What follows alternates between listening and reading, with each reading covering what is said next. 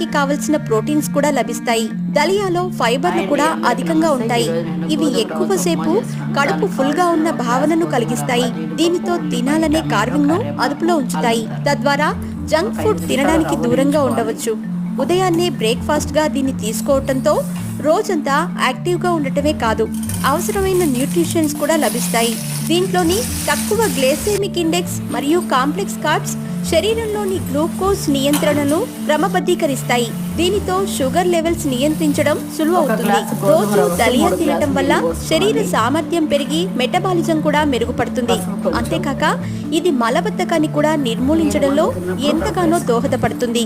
దీనిలోని high fibre మరియు proteins దలియాను super food గా చేస్తాయి. మూత పెట్టుకున్నాము. గోధుమ ఉప్మా రెడీ అయిపోయిందండి.